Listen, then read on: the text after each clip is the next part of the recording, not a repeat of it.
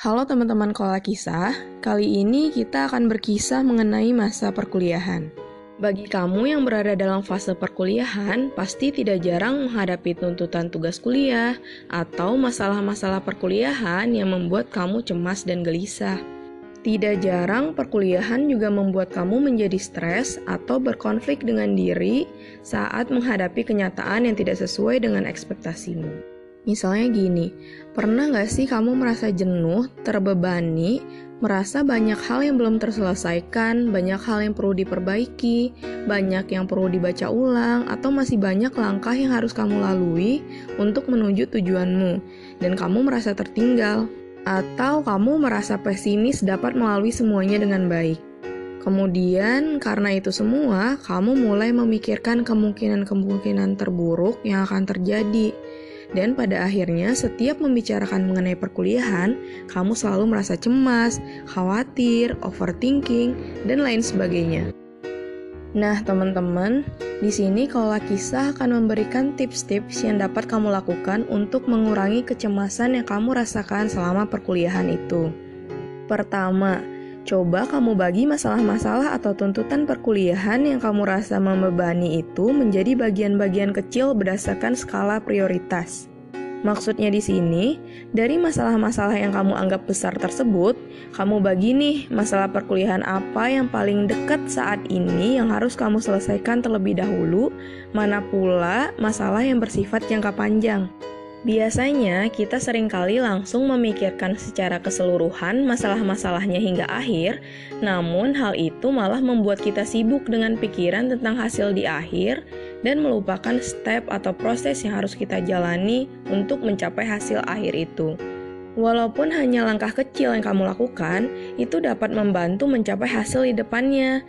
Nah, kamu dapat memecahkan masalah yang kamu miliki dengan membaginya menjadi bagian-bagian kecil tersebut. Kedua, bicara pada diri sendiri bahwa kamu yakin dan percaya bisa menyelesaikan semuanya dengan baik. Kamu mampu dan kamu happy dengan apa yang kamu lakukan.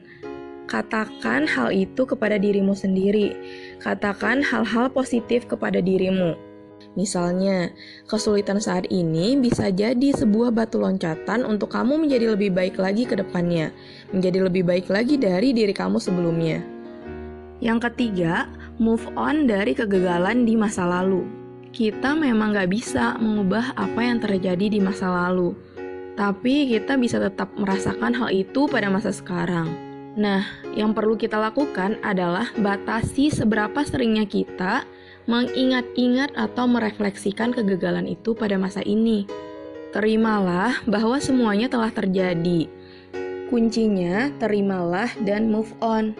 Cari bantuan profesional jika memang kamu membutuhkan pertolongan dalam proses penerimaan tersebut. Yang keempat, latihan meditasi atau pernafasan. Meditasi atau latihan pernafasan dapat membantu kamu untuk menenangkan sistem saraf.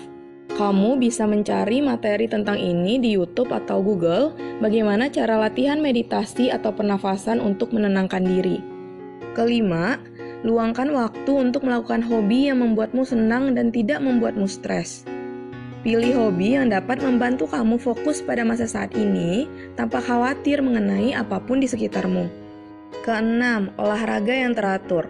Pilih olahraga yang membuatmu enjoy. Rutinitas olahraga ini tidak perlu terlalu intens, kamu tidak perlu olahraga setiap hari. Namun, coba lakukan rutinitas olahraga 3 kali dalam seminggu. Yang ketujuh, ciptakan support system dari orang-orang yang kamu percayai. Orang-orang ini bisa teman, keluarga, atau bisa juga psikolog, konselor, atau kelompok-kelompok lainnya yang bergerak dalam bidang kesehatan mental. Kedelapan, bicara pada dosenmu.